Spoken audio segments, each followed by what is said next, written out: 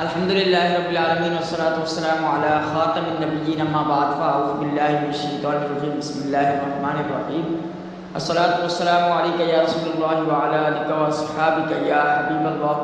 الصلاة والسلام علیک یا نبی اللہ وعلی آلک واصحابک یا نور اللہ۔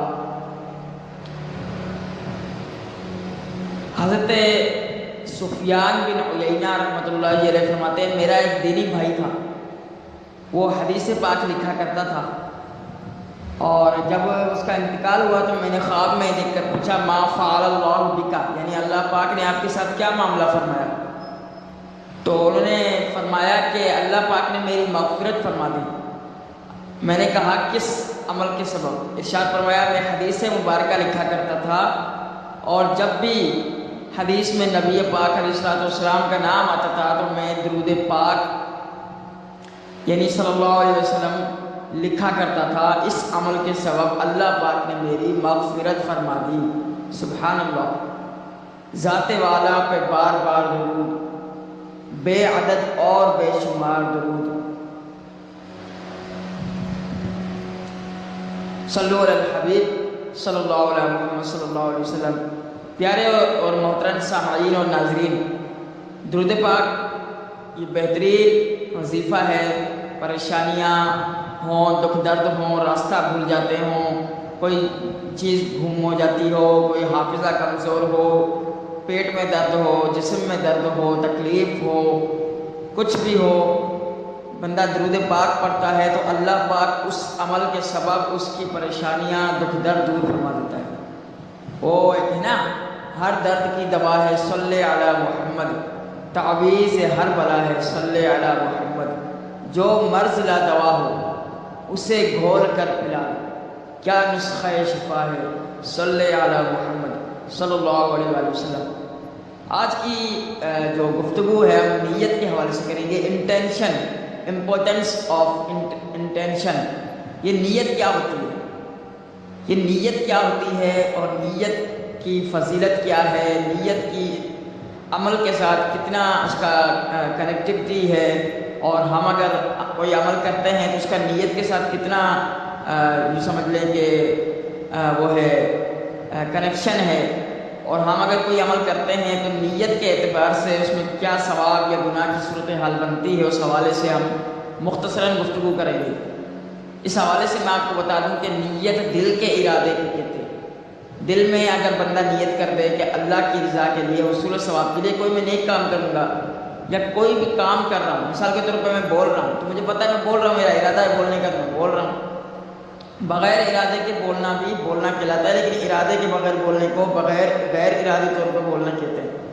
مثال کے طور پہ کوئی بھی نیک کام بغیر ارادے کے کیا تو بعض نیک کام ایسے ہیں جن میں بغیر ارادے کے بھی ثواب ملتا ہے، لیکن اکثر ایسے کام ہیں جن میں نیت کی جاتی ہے۔ اب دیکھیں، دل ہی میں نیت کر لی کہ میں اللہ کی رضا کے لیے، حصول ثواب کے لیے نماز پڑھوں گا، تو یہ نیت ہو گئی۔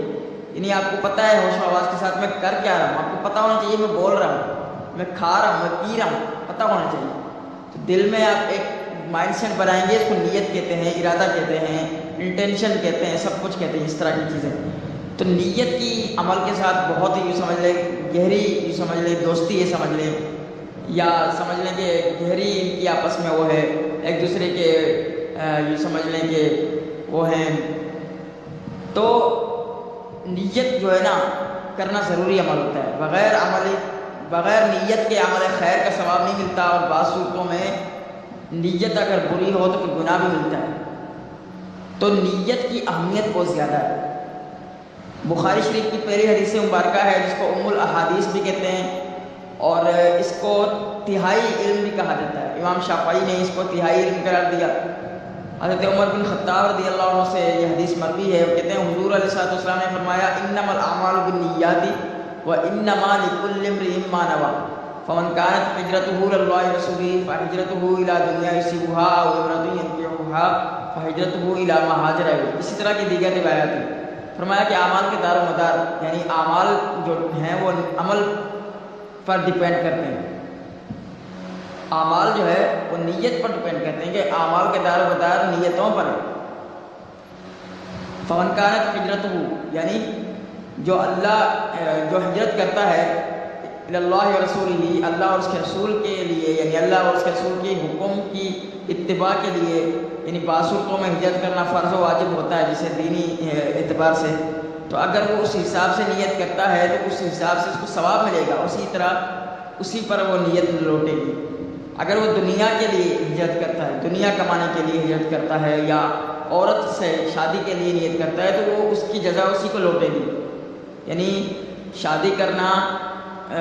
اگر یہ بعض صورتوں میں جیسے فرض واجب مستحب ہوتا ہے، تو اس کی نیت کے اعتبار سے بھی عمل کا ثواب یا مباح ہوگا، تو مباح چیزوں میں بھی نیت کی جا سکتی ہے، ثواب کی وہ صورتیں بنے گی مختلف۔ تو کہتے ہیں کہ اگر دنیا کے لیے نیت کی تو اس حساب سے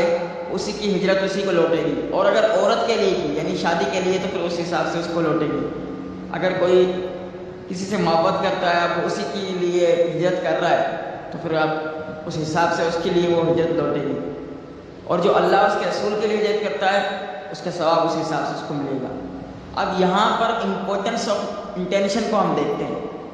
کہ بندہ اگر اچھی نیت کرتا ہے تو اللہ پاک اس کو کس طرح کے اجر و ثواب سے نوازتا ہے۔ ایک شخص تھا، وہ بیٹھا ہوا تھا کہیں، واقعہ سن لے، اور وہ مطلب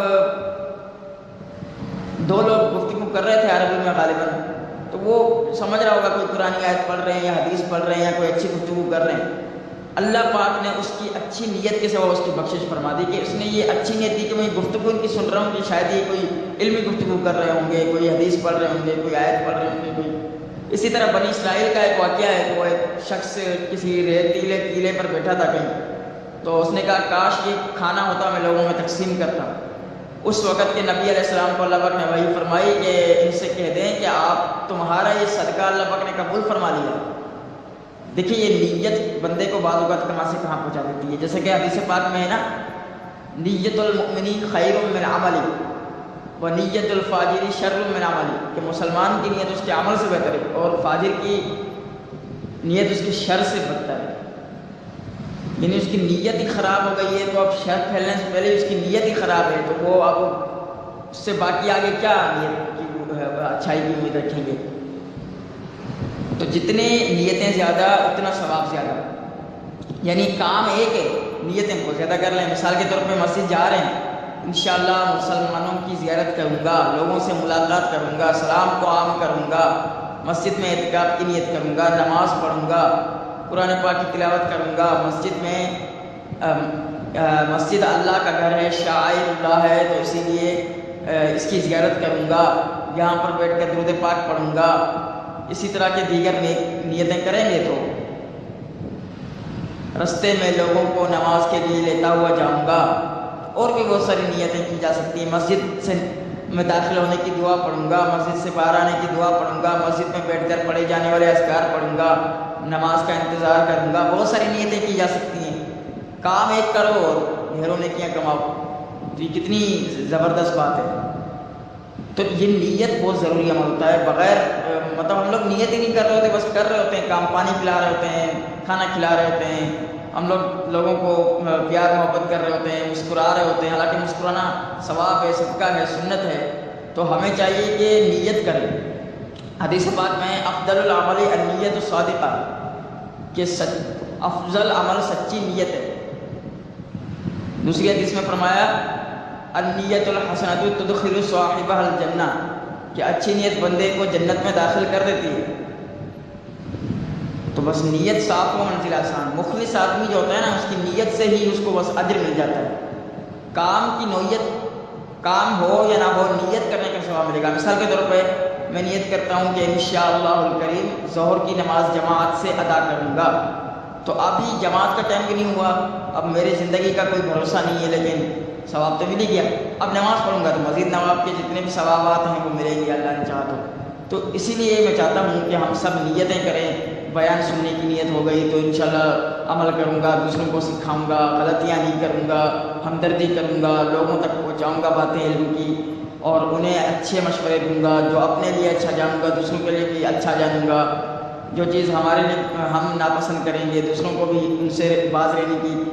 جو ہے وہ تو تلقین کریں گے. مثال کے طور پہ اگر ہم کوئی غلط کام نہیں کرنا چاہتے دوسروں کو بھی روکیں, کوئی ہم نیک کام کر رہے ہیں دوسروں کو بھی کرنے کی تلقین کریں. صلو علی الحبیب صلی اللہ علیہ محمد صلی اللہ علیہ وآلہ وسلم.